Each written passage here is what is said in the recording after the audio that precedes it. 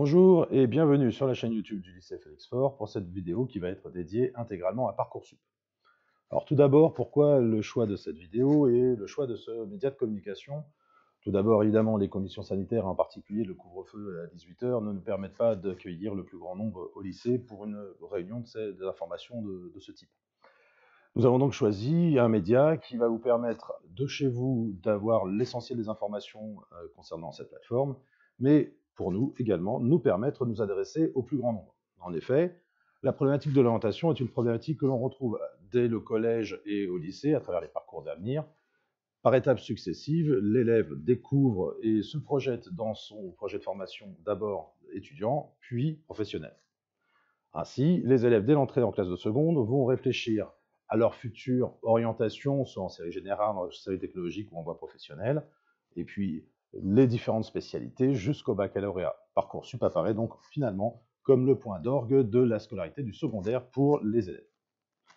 Donc Parcoursup, tout d'abord, qu'est-ce que c'est? C'est une plateforme dans laquelle l'ensemble des lycéens va pouvoir, dans un premier temps, créer un dossier. Ce dossier est constitué de très nombreux éléments, j'y reviendrai ultérieurement. Il va également pouvoir y trouver de très nombreuses sources d'informations concernant les différentes formations post-bac existantes, les critères de sélection, les projections et débouchés professionnels. Il va ensuite pouvoir les sélectionner, les candidater, et enfin, dans un dernier temps, avoir des réponses à ces affectations. L'année du lycéen de terminale va s'organiser donc en 3 temps. Le premier temps, c'est le temps de l'information, avec des échanges successifs entre lycéens, entre professeurs, avec les professeurs principaux, entre autres, avec les conseillers d'orientation qui travaillent à nos côtés également. L'élève construit pas à pas son projet post-bac. Pour cela, il a à sa disposition de nombreuses ressources, que ce soit auprès du CIO, le Centre d'information et d'orientation de Beauvais, sur des sites de cohorte comme terminal 2020-2021.fr, également depuis le 20 décembre dernier sur Parcoursup lui-même, et évidemment des sites dédiés à la vie lycéenne et étudiante comme l'étudiant ou Studirama pour ne citer que cela. C'est le premier temps. Nous clôturons actuellement ce premier temps d'information. Certes, certains lycéens peuvent encore être en questionnement, mais nous les accompagnons dans leur réflexion. Depuis la semaine dernière, s'est ouvert le second temps, le temps de la création des dossiers, des inscriptions, et maintenant s'ouvre le temps de sélection des vœux. Les élèves vont constituer les éléments de leur dossier, je vais y revenir ultérieurement, sélectionner des vœux, des sous-vœux, dans un nombre limité de 10, là aussi je vais y revenir un petit peu plus tard dans cette vidéo. Et une fois arrivée la fin de la période d'inscription et de confirmation des vœux, c'est-à-dire le 8 avril, l'ensemble des pièces du dossier seront transmises aux formations du supérieur qui vont les étudier et répondre à travers des propositions d'affectation à compter du 27 mai prochain. Ces 3 temps rythment l'année de terminale, mais ce sont aussi des temps de réflexion pour l'ensemble de nos futurs bacheliers. Alors, que va-t-on trouver sur Parcoursup? L'ensemble des formations peut être catégorisé en 2 grandes familles. Les formations dites sélectives, c'est-à-dire les formations pour lesquelles un ordre de classement va être déterminé, un nombre de places est d'ores et déjà fixé, et les élèves peuvent y être directement acceptés, être positionnés en liste d'attente. Dans la plupart des cas, ces formations sélectives sont des formations qui sont définies à l'échelle nationale ou locale, mais pour lesquelles de nombreuses déclinaisons existent à travers l'académie évidemment et la France. Et puis des filières non sélectives, les licences universitaires, autrement dit, pour lesquelles les académies disposent d'un certain nombre de places en université et les élèves vont pouvoir postuler sur les universités de l'académie dont ils dépendent, donc l'université d'Amiens, pour pouvoir intégrer une université. Dans ce cas-là, les élèves sont en général affectés avec une proposition de oui ou de oui-si. Là aussi, je vais y revenir ultérieurement. Quelques particularités de cette année 2021 sur Parcoursup. Tout d'abord, la réforme du baccalauréat oblige, de nouvelles classes préparatoires apparaissent, comme l'économie et commerce en voie générale, qui existait en déclinaison pour les bacs S et les bacs ES auparavant.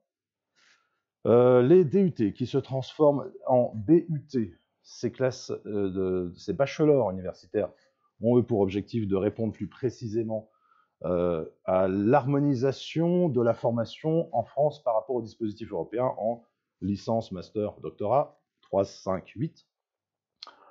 Autre nouveauté de cette rentrée, la classe préparatoire MP2I, maths physique, ingénierie et informatique, là aussi pour proposer aux élèves qui auraient suivi la spécialité NSI en particulier jusqu'au bac, d'avoir une projection dans des classes préparatoires.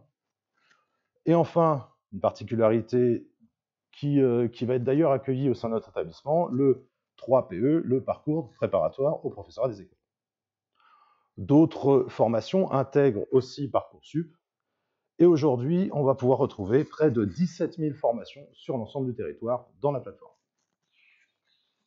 Lorsque les élèves s'intéressent à chacune de ces formations, quand ils vont commencer à sélectionner leurs vœux et leurs sous-vœux, ils vont pouvoir les rechercher de plusieurs façons différentes. D'abord, une recherche par recherche géographique, en s'appuyant tout simplement sur la carte de France, en zoomant, dézoomant, se déplaçant, chacune des formations étant indiquée par un point rouge. Ils pourront également faire une recherche par filtre, en imposant le type de formation qu'ils recherchent. C'est dans la partie centrale que les élèves vont pouvoir retrouver le résultat de leur recherche des différentes formations sélectionnées et quelques informations générales immédiatement visibles, comme le nombre de places, le profil général des élèves qui ont été recrutés. Mais c'est surtout en cliquant sur la fiche d'information de chacune des formations que les informations essentielles pour la constitution des dossiers en particulier vont pouvoir être à disposition des élèves. Donc, une fois les recherches faites, les lycéens vont pouvoir trouver dans les fiches formation correspondantes, tout d'abord, évidemment, l'organisation pédagogique, le contenu, la nature des enseignements et leur poids relatif dans le travail à la semaine, les éventuelles périodes de stage en entreprise. Vont pouvoir également voir décrit les connaissances attendues, les compétences attendues pour que l'élève puisse réussir dans la formation proposée. Une nouveauté à partir de cette rentrée, c'est en particulier intéressant pour les élèves qui sont en classe de seconde et de première, les préférences de spécialités qui sont conseillées pour réussir dans telle ou telle formation. Autre élément qui sera à disposition, les critères généraux d'examen des vœux. En effet, les formations disposent de critères généraux à l'échelle nationale et de déclinaisons locales. Il n'y a que des critères qui sont clairement explicités dans la fiche formation de Parcoursup qui peuvent être utilisés pour le classement des vœux et donc le classement des dossiers des lycéens. Vous pourrez également trouver des débouchés, des contacts importants comme un référent pédagogique ou un référent handicap. N'hésitez pas à prendre contact avec ces différentes personnes pour avoir des précisions sur votre accueil l'année prochaine, mais également l'indication sur les possibilités de journées d'immersion, les journées portes ouvertes quand elles sont existantes et maintenues. Tout cela va permettre à l'élève de mieux préparer son dossier de candidature pour chacune des formations, et donc de pouvoir sélectionner non seulement de manière pertinente les vœux et les sous-vœux qu'il attend, et également décliner un dossier qui réponde parfaitement aux formations du supérieur. Le calendrier de l'année de terminale, à partir de maintenant, va là aussi se décliner en 3 temps. Depuis le 20 janvier, les élèves ont la possibilité de faire leur inscription et de créer leur dossier. Depuis ce jour, toutes les classes de terminale ont créé leur dossier, à quelques exceptions près individuelles, et dès maintenant, les élèves peuvent commencer à sélectionner leurs vœux et leurs sous-vœux. Ils vont avoir jusqu'au 11 mars à minuit pour sélectionner 10 vœux, 20 sous-vœux au maximum. Et à partir du 11 mars, il n'est plus possible de rajouter de nouveaux choix de formation vers le supérieur. Donc, vigilance, cette date est la date limite pour sélectionner les vœux de formation. Jusqu'au 8 avril, les élèves vont avoir la possibilité de finaliser la constitution de leur dossier. Donc du 11 mars au 8 avril, les vœux étant sélectionnés, il s'agit juste de la finalisation des dossiers et, étape importante, de la confirmation de ceux-ci. Je vais revenir un petit peu plus tard sur la constitution des dossiers en eux-mêmes, mais attention, des dossiers qui ne seraient pas complets et des vœux qui ne seraient pas confirmés à la date du 11 avril seront forcément supprimés du profit des élèves. À partir du 8 avril, et ce jusqu'au 27 mai, les formations du supérieur vont étudier les dossiers, réaliser leur classement. Et c'est le 27 mai que les lycéens vont pouvoir recevoir sur leur profil Parcoursup simultanément les réponses à toutes les propositions d'affectation qui leur seront proposées, et qu'ils vont devoir rentrer dans la dernière phase, la phase de sélection des vœux, pour ne conserver que la formation qui les intéresse vraiment par maintien ou renoncement successif. Si éventuellement des élèves dans la première phase d'affectation des vœux se retrouvaient en échec, une phase complémentaire sera organisée à partir du 16 juin et jusqu'au 11 septembre pour accompagner les élèves dans la sélection de nouveaux vœux et dans de nouvelles affectations. Du 29 juin au 1er juillet, un point d'étape sera organisé avec les lycéens qui auraient encore des vœux en liste d'attente afin de maintenir ou renoncer à ceux-ci pour éviter un blocage du dispositif qui pourrait se produire éventuellement. C'est à l'été 2021 que les inscriptions administratives vont se réaliser auprès des formations du supérieur elles-mêmes. Alors les vœux, les sous-vœux, qu'est-ce que c'est dans le détail? Les lycéens peuvent produire jusqu'à 10 vœux et 20 sous-vœux. Les formations en apprentissage ont un comptage à part. Les sous-vœux sont des déclinaisons de ce que l'on appelle des vœux multiples. Les vœux multiples, c'est une formation qui est décrite à l'échelle nationale et qui va avoir des déclinaisons locales. Exemple, les BTS et les BUT ont des descriptions, des cadrages nationaux. Tous les BTS et BUT ont des formations qui leur sont identiques avec des déclinaisons dans des établissements différents. Exemple, un élève souhaite postuler en BUT GEA, c'est un vœu. Cette formation constitue son premier vœu. Il va pouvoir postuler dans un BUT GEA sur l'Académie d'Amiens dans une ville, à Paris, à Grenoble, à Marseille. Ces déclinaisons locales correspondent à 4 sous-vœux différents. Et c'est ainsi qu'en sélectionnant formation après formation, les élèves vont pouvoir choisir jusqu'à 10 vœux et 20 sous-vœux, donc 20 déclinaisons locales de ces vœux. Sur le profil des élèves sera indiqué le nombre de vœux qu'il est encore possible de réaliser, le nombre de sous-vœux qu'il est encore possible de réaliser. Un compteur apparaîtra. Mais évidemment, il y a des exceptions. Par exemple, pour ne citer que celle-ci, certaines formations, comme des écoles d'ingénieurs ou des écoles de commerce, regroupent à travers des concours communs. Ces concours communs vont correspondre à un vœu dans Parcoursup, mais toutes les écoles qui y sont associées à autant de sous-vœux qui ne seront pas comptés comme tels. Parfois, un concours, pour prendre l'exemple du concours Sésame pour les écoles de commerce, est un vœu, et les écoles qui y sont associées comptent comme un sous-vœu. Finalement, en multipliant les pistes de réflexion et en diversifiant ces choix, les élèves vont pouvoir avoir un large panel de vœux et de sous-vœux à réaliser. Il est important à noter que les élèves n'ont pas à classer ces vœux. Le classement qui était présent dans APB auparavant n'existe pas dans Parcoursup. Ça veut donc dire que les vœux sont pour les élèves tous équivalents et pour les formations de supérieurs qui vont recevoir les dossiers, tous les élèves postulent exactement avec la même volonté à leur formation. Néanmoins, un conseil pour les futurs bacheliers, prenez le temps de vous réaliser pour vous votre propre classement. Vous verrez que de toute façon, cela va vous être demandé dans la constitution de vos dossiers. Ça va vous faire gagner un temps précieux dans la phase des retours. Les vœux en apprentissage sont différents, comme je l'ai dit précédemment.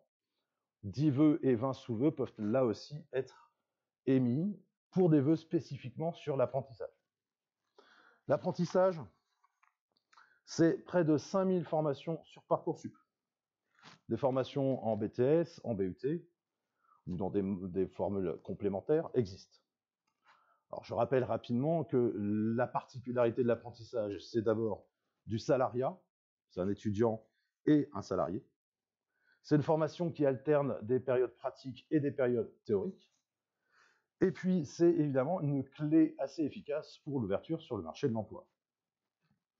Autre particularité qui existe dans les nouvelles procédures liées à Parcoursup, la possibilité de ce qu'on appelle une césure. Une césure, c'est un projet motivé dans lequel l'étudiant, le futur étudiant, souhaite s'engager et qui correspond à son à son projet de formation post-bac. Je vais prendre un exemple très simple pour l'illustrer. Un élève qui est actuellement en classe de terminale souhaite se projeter vers une formation en littérature anglaise, par exemple, LEA anglais. Il va avoir comme envie, éventuellement, de parfaire son niveau de langue et envisage de faire une année de césure dans un pays de langue anglophone pour améliorer son niveau de langue. C'est tout à fait possible. Il suffit pour cela d'en faire la demande, de faire la demande de césure auprès de la formation. Cela se fait en amont sur Parcoursup à la sélection des vœux. Ça n'est pas la césure n'est pas accordée de droit. Elle est forcément demandée si l'élève doit l'envisager. Si la formation du supérieur décide de l'accorder, l'élève va pouvoir partir dans son projet de travail à l'étranger, va pouvoir profiter pendant le temps de la césure des avantages sociaux étudiants, et surtout, il n'aura pas, à la fin de la césure, à repasser par la plateforme pour trouver une nouvelle affectation. Sa place dans la formation du supérieur lui est réservée. Voilà pour l'essentiel des vœux. Je vous rappelle qu'un compteur de vœux et de sous-vœux existera dès que les élèves les sélectionneront. Dès la sélection d'un vœu et d'un sous-vœu, l'élève va être amené à rédiger ce qu'on appelle son projet de formation motivé. Cela fait partie intégralement de son dossier. Alors le dossier créé par les élèves se décompose en deux parties. Une partie qui est transparente pour le lycéen, une partie qu'il doit rédiger par lui-même. Je vais commencer par la partie, entre guillemets, transparente, celle qui est remontée par le lycée. Ce sont les bulletins de classe de première et les 2 premiers trimestres de l'année terminale qui vont apparaître dans Parcoursup. C'est la fiche à venir. Il s'agit d'un document numérique intégré à Parcoursup dans lequel le conseil de classe du 2e trimestre se prononce sur les capacités à réussir, les compétences du lycéen. Donc pour cela, le lycéen n'a pas d'action à faire de lui-même, si ce n'est son travail régulier, évidemment.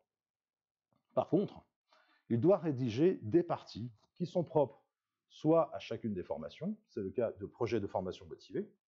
Il s'agit là d'un petit texte de quelques lignes de motivation dans lequel le lycéen explique ce pourquoi il postule à telle ou telle formation, mais également une partie qui est facultative, qui s'appelle activités et centres d'intérêt. Dans cette partie, le lycéen va décliner toutes ses activités, en particulier hors cadre scolaire. Ça peut être des engagements associatifs, sportifs, du tutorat, la participation à un club musical. L'idée de cette partie, activités et centres d'intérêt, c'est de humaniser le dossier, de donner un corps particulier, un profil particulier au dossier du lycéen. Il est facultatif, mais j'invite tous les lycéens qui le peuvent à personnaliser leur dossier dans cette partie. Ces deux éléments, le projet de formation motivée et activités et centres d'intérêt, seront transmis intégralement avec les autres pièces du dossier aux formations du supérieur. Une troisième partie est, elle, obligatoire et doit être complétée par les lycéens, mais n'est pas transmise aux formations du supérieur. Il s'agit de la partie préférences et autres projets. Dans cette petite partie, le lycéen va décliner ses préférences de classement, finalement. Je vous l'ai dit un petit peu auparavant, les vœux et les sous-vœux n'ont pas à être classés.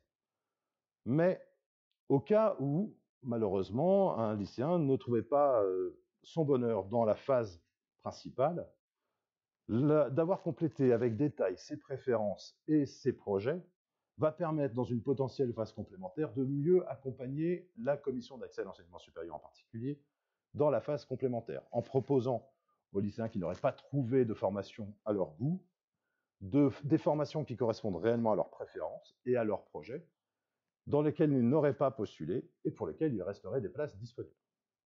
C'est donc une partie qui est obligatoire à remplir, mais qui n'est pas transmise aux formations du supérieur.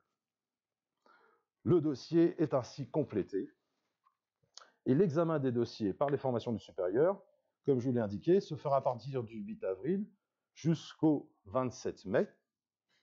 Deux grands principes règnent. Tout d'abord, l'anonymat des données, et évidemment, aucune connaissance des autres vœux, en particulier aucune connaissance des préférences des lycéens. Dans ce cas-là, les commissions établies dans chaque formation du supérieur vont étudier les fiches à venir, les notes, le dossier, la partie propre qui a été rédigée par chacun des lycéens. Et c'est sur les critères nationaux et locaux qui sont indiqués dans Parcoursup que se fera le classement de ces dossiers. À partir du 27 mai, les élèves vont pouvoir avoir simultanément la réponse à toutes les formations auxquelles ils ont postulé. Ces réponses vont arriver tout en même temps, au fur et à mesure et en continu. Alors, deux types de formations, j'en ai parlé au début, formation sélective, formation non sélective. Deux types de nature de réponse. Les formations sélectives vont pouvoir répondre de 3 façons différentes. Non, le candidat n'a pas été classé, il est refusé. Il est peut-être mis en liste d'attente. Il a donc été classé et est positionné dans une liste pour laquelle, pour l'instant, il n'a pas de place dans le nombre de places qui étaient réservées dans la formation. Sa place dans la liste d'attente est indiquée. Le classement du dernier lycéen à avoir été pris en liste d'attente l'année précédente est également disponible. Et tous les jours, la place dans la liste d'attente évolue. Troisième possibilité, oui, la réponse est positive. À tout moment de l'étape de sélection des propositions d'affectation, le lycéen peut tout à fait décider de maintenir son oui ou sa place en liste d'attente, ou d'y renoncer. Le cas des oui est un petit peu particulier dès lors qu'on en a plusieurs, je vais y revenir juste après. Pour ce qui est des formations non sélectives, celles-ci vont répondre oui ou oui si. Le oui si est réservé à des lycéens pour lesquels un profil est très particulier et un complément de formation en première année de licence en particulier va lui être proposé afin de remédier à son profil et à d'éventuelles difficultés qu'il pourrait rencontrer dans sa première année de licence tout particulièrement. Les places en liste d'attente peuvent être proposées pour les filières sélectives dans certaines situations, en particulier si le nombre de places est insuffisant. Je vous en ai parlé, le point particulier de cette phase de sélection par les candidats réside sur le fait qu'ils vont devoir choisir et en particulier maintenir ou renoncer. Plusieurs situations peuvent se produire. Le premier cas, le lycéen reçoit une seule proposition d'acceptation où on lui a répondu oui, toutes les autres étant des non ou des places en liste d'attente. Il se trouve que ce lycéen a 2 options, soit le oui qui lui est proposé est réellement le vœu qu'il désire obtenir pour l'année prochaine, et dans ces cas-là, il peut renoncer à toutes ses places en liste d'attente. Deuxième proposition, il décide de maintenir ses places en liste d'attente parce qu'il espère avoir une autre réponse positive de ses formations. Dans ces cas-là, il maintient ses vœux. Deuxième cas, que ce soit le 27 mai ou à un autre moment, le lycéen se retrouve simultanément avec plusieurs oui dans son profil, donc plusieurs propositions d'admission oui. Dans ces cas-là, il va avoir un délai qui est fixé et limité, et évidemment indiqué sur Parcoursup, pour, parmi ces oui, n'en conserver plus qu'un seul. Je vais prendre un exemple. Le 27 mai, un lycéen reçoit 4 propositions de oui. Il va disposer de 5 jours pour, parmi ces 4 oui, n'en conserver plus qu'un seul. Il va donc devoir renoncer aux autres oui afin de laisser le processus d'affectation continuer à se développer, et en particulier les places en liste d'attente réduire. Ce délai, il est très rigide. Ça veut donc dire que si malheureusement le lycéen, au bout de ces 5 jours, n'était pas allé sur la plateforme pour maintenir un oui et renoncer aux autres, l'intégralité des oui lui seront retirés. C'est un point de vigilance important. C'est pour cela qu'une date est clairement indiquée sur chacune des formations pour le délai de réponse. Ce délai est de 5 jours le 27 mai. Il va passer à 3 jours dès le lendemain, dès le 28. Troisième cas de figure qui peut se produire, un lycéen n'obtient que des places en liste d'attente. À tout moment, il peut tout à fait conserver ou renoncer à ces places. Comme je vous l'ai précisé, les places en liste d'attente sont mises à jour quotidiennement. Il peut se projeter vers un futur oui. Toutefois, il est tout à fait envisageable que les positionnements en liste d'attente soient suffisamment loin pour qu'il faille envisager la possibilité de devoir passer par la phase complémentaire, c'est-à-dire rééditer 10 nouveaux vœux et sous-vœux, et 20 nouveaux sous-vœux. Dès le 27 mai, les élèves qui sont dans cette situation et pour lesquels nous jugeons la projection vers l'obtention d'un oui difficile seront accompagnés auprès de l'établissement par leur professeur principal, par les conseillers d'orientation, par le CPE qui suit le niveau, pour préparer une éventuelle phase complémentaire. Ce sera évidemment le cas, malheureusement, des lycéens qui se retrouvaient dans la 4e catégorie, c'est-à-dire qui n'auraient reçu le 27 mai que des réponses négatives. La phase complémentaire va, elle, commencer dès le 16 juin, mais bien avant, la projection sur cette phase sera anticipée. La commission d'accompagnement à l'enseignement supérieur prendra action à partir du 2 juillet pour aider les lycéens qui n'auraient pas de possibilité ou qui n'auraient pas encore trouvé dans la phase complémentaire les vœux et les sous-vœux qui les intéressent le plus. À partir du moment où un élève a conservé un seul oui et renoncé à tous les autres, il va pouvoir passer à la confirmation définitive, d'abord sur Parcoursup, puis procéder à l'inscription administrative dans l'établissement qui l'intéresse. Pour cela, je le rappelle, il faut bien avoir renoncé à toutes les formations auxquelles il y avait des listes d'attente et n'avoir conservé qu'un seul oui. Dès lors, il va pouvoir, en s'informant sur Parcoursup et en suivant les modalités qui y sont inscrites, prendre contact avec la formation du supérieur et procéder auprès d'elle à son inscription pour la rentrée suivante. Attention, Parcoursup ne fait pas l'inscription administrative pour les lycéens.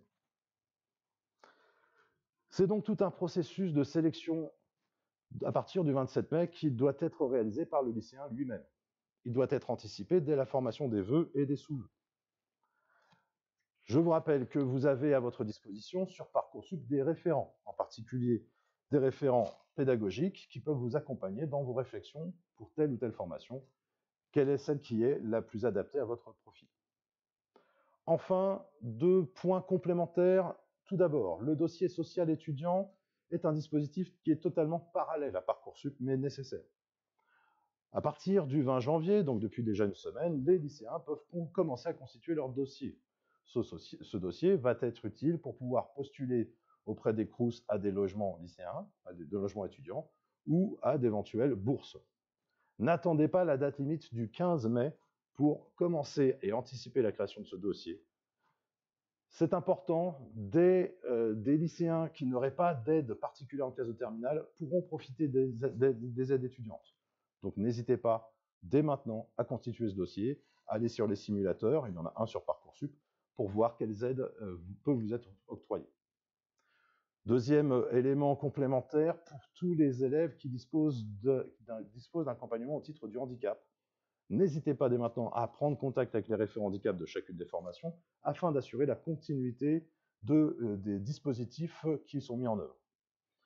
Vous pouvez d'ores et déjà compléter une fiche de transition et prendre contact directement avec les référents handicap pour assurer cette transition.